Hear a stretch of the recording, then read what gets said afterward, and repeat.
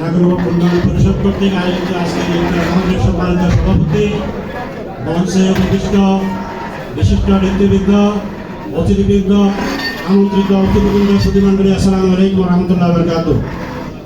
ইফতারের পূর্ব মুহূর্তে ইফতার নিয়ে, রমজান নিয়ে একটু আলোচনা করলে ভালো হতো। সময় সংক্ষিপ্ততার কারণে আসলে আমাদের সেই সুযোগ হয় না ইফতার মাহফিলে। বিশেষ করে আমরা যারা এই মুবারক মুহূর্তে আসলে আমরা উপস্থিত হয়েছি রমজানের কোরআন নাযিলের এই মাসে এবং কোরআন বিজয়ের এই মাসে, আমরা ইফতার নিয়ে এখন বসে আছি।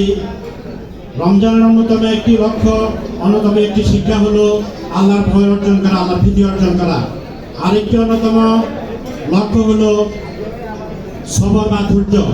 আমাদের সবার সামনে এখন মোটামুটি ইফতারি পৌঁছে গেছে, কিন্তু আমরা কেউ ইফতার করতেছি না একটি কারণে, যে আল্লাহ একটা নির্দিষ্ট সীমারেখা দিয়ে দিয়েছেন যে এই সীমা, এই সময়ের মধ্যে এই হালাল বস্তুটাও আমরা গ্রহণ করি না। একমাত্র আল্লাহর ভয়ে আমরা সবর করলাম, ধৈর্য ধারণ করলাম। তা আমরা আমাদের বাকি জীবনে, রমজানের পরবর্তী জীবনেও যেন আল্লাহর বিধিনিষেধগুলোকে এভাবে আল্লাহকে মেনে ধৈর্য ধারণ করতে পারি।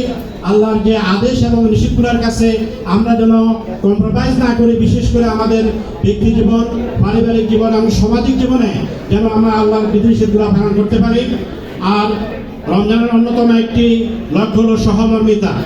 আপনারা জানেন আজকে সারা বিশ্বের মুসলমানদের যে অধঃপতন, বিশেষ করে আজকে ফিলিস্তিনের যে মুসলমানদের যে অবস্থা, তাদের উপর যে বর্বরচিত হামলা ইসরায়েল কর্তৃক হচ্ছে, সারা বিশ্বের মুসলমান 200 কোটি মুসলমান সারা বিশ্বের যদি পদক্ষেপ গ্রহণ করতো, তাহলে ইসরায়েলের মতো এরকম একটি অপশক্তি মুসলমানদের এভাবে নির্বিচারে শিশু মহিলাদেরকে এভাবে হত্যা করতে পারতো না।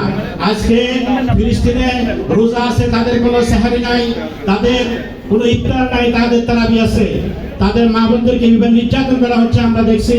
আমাদের এই লক্ষ্যে আমি মনে করি আজকে ইফতারের পূর্ব মুহূর্তে আমরা তাদের জন্য একটু দোয়া করি, আল্লাহ যেন তার অলৌকিক ক্ষমতা দিয়ে ইসরায়েলের এই হাত থেকে ফিলিস্তিনের মুসলমানদেরকে যেন রক্ষা করে, এবং ইসরায়েল ইহুদিবাদকে আল্লাহ যদি সম্ভব হয়, আল্লাহ হেদায়েত যদি আল্লাহর লিখা থাকে তাদেরকে হেদায়েত দান করুক, নতুবা নমরুদের মতো, ফেরাউনের মতো ইসরায়েলকে যেন আল্লাহ ধ্বংস করে দেয়, আমরা এই দোয়া করি।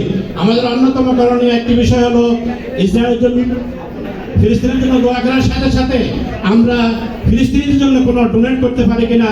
আমাদের একজন বক্তা বলে গেছেন, সেটা যদি নাওফির পক্ষে সম্ভব হয় বা আমরা ব্যক্তিগতভাবে যদি সহযোগিতা করতে পারি, আজকের এই রমজানের মাসে সহমর্মিতার বিরাট একটা হাত উন্মোচিত হবে মনে করি। পরিশেষে আরেকটা আহ্বান রাখবো, ইসরায়েলকে আমরা প্রতিদিন সহযোগিতা করে থাকি। ইসরায়েলের প্রোডাক্ট কেনার মাধ্যমে, তাদের প্রোডাক্ট আমরা কনজিউম করার মাধ্যমে তাদেরকে প্রতিদিন আমরা মুসলমানদের বিরুদ্ধে অস্ত্র কেনার জন্য সহযোগিতা করি। এই জন্য আমি উদাত্ত আহ্বান রাখবো, আজকে যেন উপস্থিত হয়েছি আমরা যেন ইসরায়েলি পণ্যকে বয়কট করি। তাহলে অন্তত মুসলমানের পক্ষ থেকে আল্লাহর কাছে এতটুকু অব্দি করতে পারবো যে আমাদের যতটুকু সামর্থ্য ছিল আমরা চেষ্টা করেছি আমাদের পক্ষে। পরিশেষে উন্নয়ন পরিষদের আজকে ইফতার মাহফিল সফল হোক। যারা কষ্ট করে এসেছেন সবাইকে ধন্যবাদ জানাই আমি আমার বক্তব্য শেষ করছি। আসসালামু আলাইকুম ওয়া রাহমাতুল্লাহি ওয়া বারাকাতুহু।